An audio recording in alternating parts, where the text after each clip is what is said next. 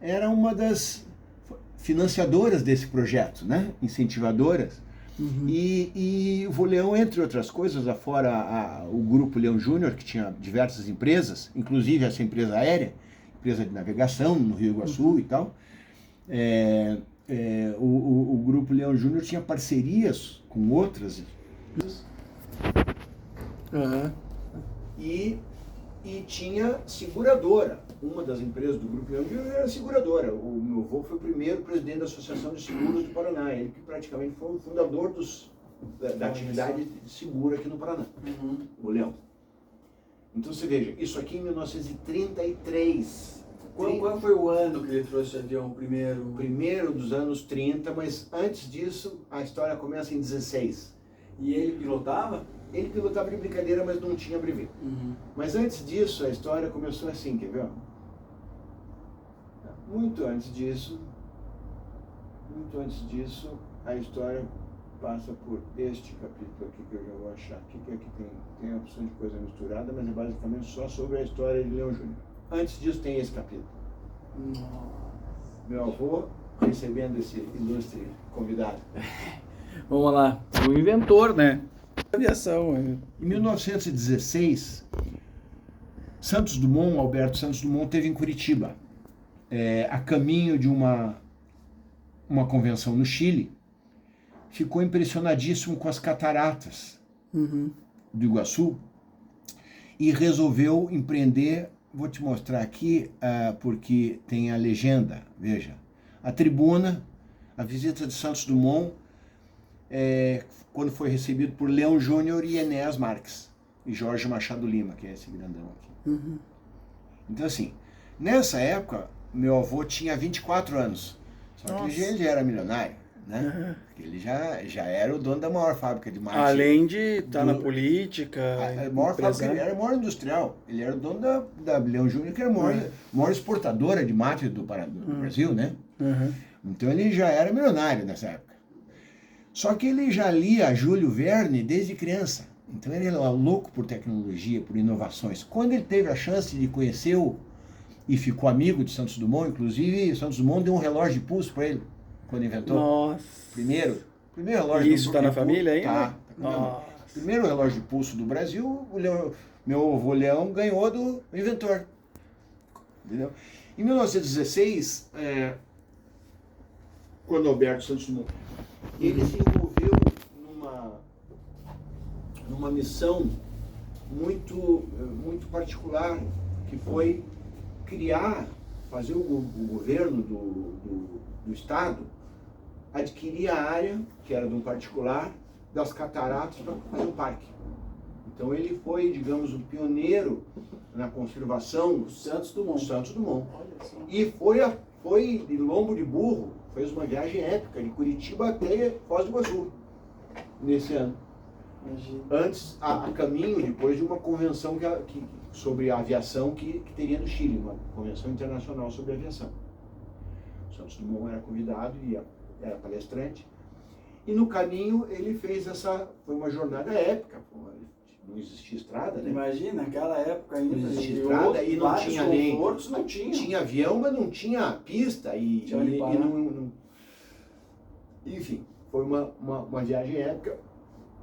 E disso aí, desse evento, se plantou a semente da aviação na cabeça do meu avô. Aí ele ficou...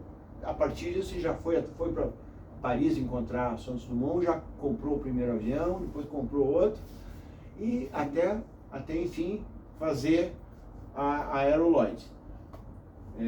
Olha que interessante a influência platina. Meu avô Leão, com 17 anos, ao lado do primo Fido Fontana, jogando pelota basca. O que é pelota basca? É um jogo argentino. É um jogo espanhol. Aquele de jogar bola para um tênis que usa uma luva, forma de coifa. E o terceiro ali, você sabe quem que é? Sim. Tá com um cigarrinho até na mão. Esse aqui é famoso. Esse aqui é Mário de Barros, poeta. Sim. Imagina só. A vestimenta, tudo, né? Só numa foto, quanta informação. Isso aqui, esses eram os dois meninos mais ricos da cidade, né? Nesse momento. E aonde que foi tirada essa foto? Essa foto foi tirada na Casa das Rosas, onde o Fido tinha uma cancha de pelota. Ele tinha a própria quadra de tênis em casa. Esse é Fido Fontana. Eu tenho várias fotos aqui dele, porque ele era o primo mais chegado do meu avô.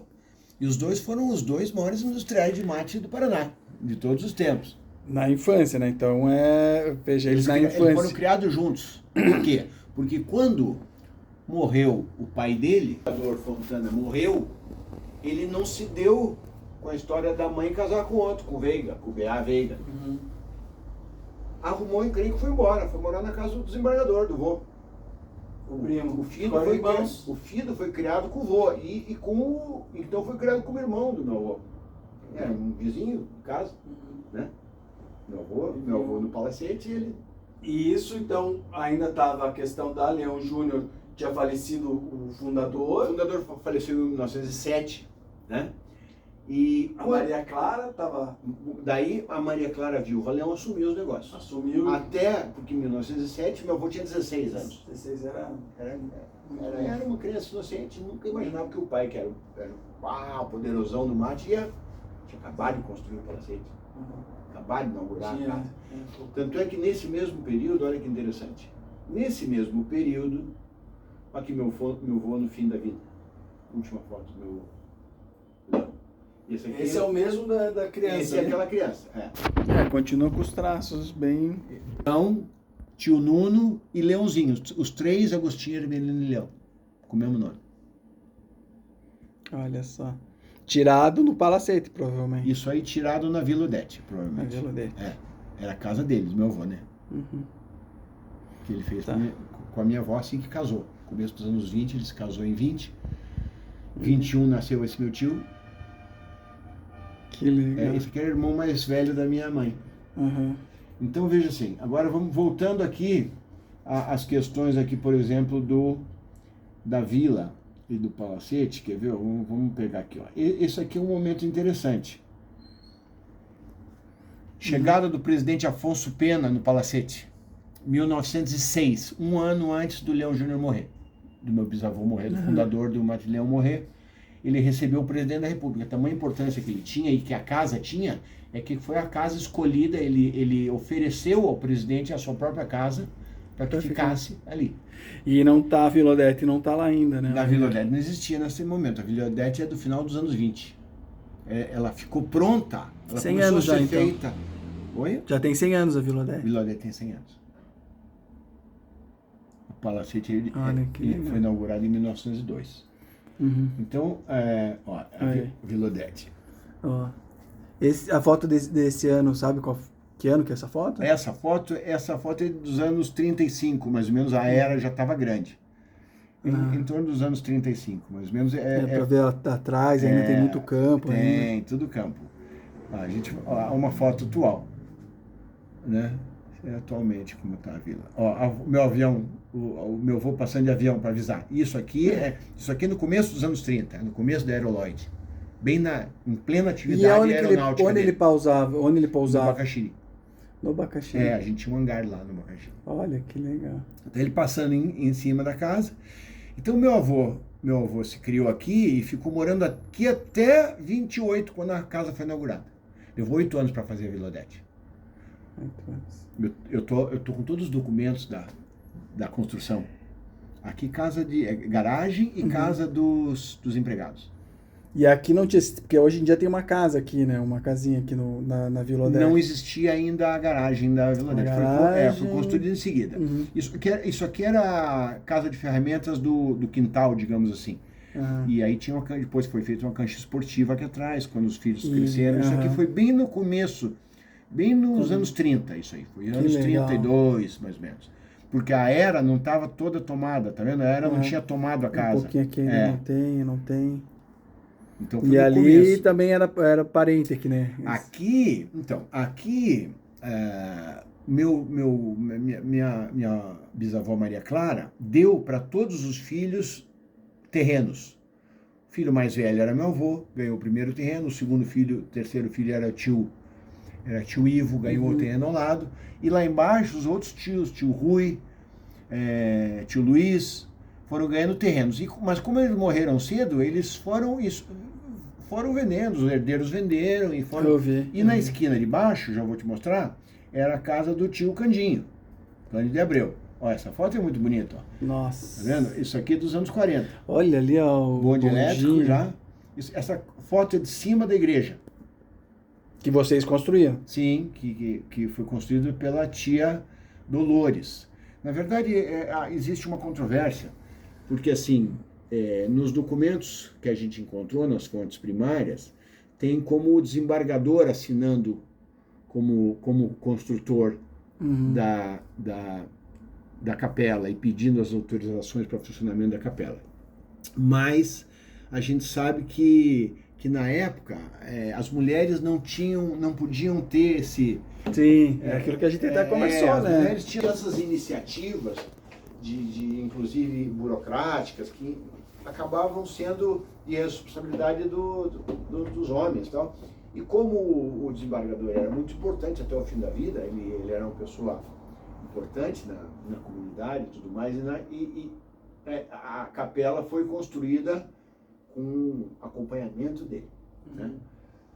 Foi só no finalzinho do século. Olha que interessante isso aqui. Olha. São Mateus do Sul, os galpões do Matilhão da nossa companhia de navegação. Leão Júnior tinha uma companhia de navegação no Rio Iguaçu. Por quê? Porque o Rio Iguaçu é o grande berço do erva mate nativo. A distribuição fitogeográfica tem como o Rio Iguaçu o centro da distribuição da espécie Ilex paraguariense. Então, assim, a principal rota de compra de mate, historicamente, era o Rio Iguaçu. E como que subia esse mate? Subia até Porto Amazonas de navio a vapor, barcos a vapor. Eram barcos especialmente construídos com calado baixo e com grande capacidade de carga, movidos por locomóvel, por máquinas a vapor, e alguns deles tinham inclusive camarotes na parte superior. O Vapor Leão tinha vários camarotes de luxo, transportava passageiros. O pessoal poder também aproveitar. As viagens entre Porto União e Curitiba, Porto União e Porto Amazonas, né? Que era a rota navegável, de União da Vitória até Porto Amazonas, que era navegável, né? Tinha vários trechos navegáveis. Tem um pai da minha família que é de Rio Negro. Rio Negro. Tem fotos de Rio Negro passava o vapor ali. Eles tinham vários barcos, né? Esse aqui era um deles. Deixa eu te mostrar. Esse aqui é a casa do Tito, do meu primo. Tio Carlos, casa do tio Ivo. A casa ganhou o prêmio de arquitetura, ficava para cima do palacete. Ó, casa do tio Ivo em 28, ó. Na neve, claro. Na neve de 28. Deu uma grande neve em 28, depois 75. Isso era onde? Isso, para cima do palacete. Já foi demolida essa casa? Já foi demolida, tem prédios aí. Essa casa era linda, essa casa ganhou o prêmio de um dos chalés mais bonitos do Brasil. Era linda, eu conheci por dentro dessa casa. No alto da Glória, no topo do bairro, fazia fronteira com o cemitério protestante, né? Olha cemitério alemão, que chamavam antigamente, aquele cemitério em cima ali, que é muito antigo, inclusive é anterior às construções do bairro, aquele cemitério. E a casa do tio Ivo era uma casa muito importante, porque tinha um jardim espetacular. O tio Ivo era engenheiro, era um cara fera, competente, então foi a primeira casa a ter quadras esportivas, a ter jardins. De que ano essa foto, você sabe? Essa foto é de 28. 28, tá? Tá aqui, ó. The Snowstorm. Storm, hein? Tempestade de neve de 28. Deixa